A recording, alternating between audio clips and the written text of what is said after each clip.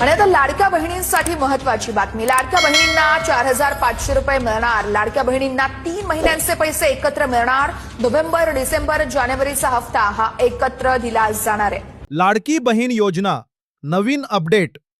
नमस्कार मित्रांनो, मुख्यमंत्री माझी लाडकी बहीण योजनेच्या हप्त्याबाबत आत्ताची सर्वात मोठी आणि आनंदाची बातमी समोर येत आहे। 86 लाख महिलांचे रखडलेले पैसे नेमके कधी येणार आणि 31 मार्चची ती डेडलाईन काय आहे, हे सर्व आपण आजच्या व्हिडिओमध्ये पाहणार आहोत। पण त्याआधी जर तुम्हाला सरकारी योजनांचे सर्व अपडेट्स वेळेवर हवे असतील तर आपल्या MHB मराठी न्यूज चॅनलला आत्ताच सबस्क्राइब करा आणि बेल आयकॉन नक्की दाबा, कारण तुमचं एक सबस्क्राइब आम्हाला अशाच महत्त्वाच्या बातम्या तुमच्यापर्यंत पोहोचवायला ताकद देतं। तर मित्रांनो, लाडकी बहीण योजनेच्या लाभार्थ्यांसाठी सध्या अत्यंत महत्त्वाचे दिवस आहेत। राज्यात अशा अनेक महिला आहेत ज्यांची KYC अपूर्ण आहे किंवा अर्जात काही चुका झाल्या आहेत। अशा तब्बल 86 लाख महिलांना गेल्या काही महिन्यांपासून हप्ता मिळालेला नाही। लक्षात ठेवा, महत्त्वाची तारीख। सरकारने या चुका दुरुस्त करण्यासाठी 31 मार्च 2026 पर्यंतची मुदत दिली आहे।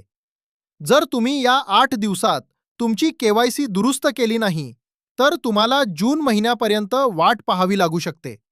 त्यामुळे लवकरात लवकर जवळच्या केंद्रावर जाऊन किंवा ऑनलाईन लॉग इन करून आपली माहिती तपासून घ्या। हप्ता कधी जमा होणार? फेब्रुवारी आणि मार्च महिन्याचे हप्ते रखडले आहेत हे आपल्याला माहीतच आहे। पण आता एप्रिलमध्ये होणाऱ्या निवडणुकांचे वारे वाहत आहेत। अशा वेळी सरकार महिलांच्या खात्यात एकत्रित निधी जमा करण्याचा मोठा निर्णय घेऊ शकतं।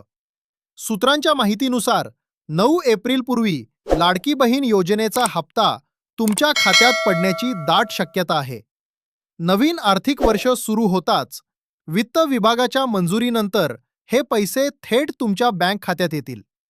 जर तुमची सर्व माहिती बरोबर आहे, आधार सीडिंग झालं आहे, तरीही पैसे येत नसतील तर घाबरू नका। सध्या ठिकठिकाणी समाधान शिबिरं सुरू आहेत।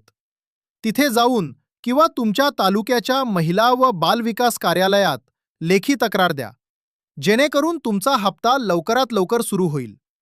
तर महिला भगिनींनो, ही माहिती जास्तीत जास्त शेअर करा, जेणेकरून कोणाचाही हप्ता चुकणार नाही। ही अपडेट तुम्हाला कशी वाटली कमेंटमध्ये नक्की सांगा।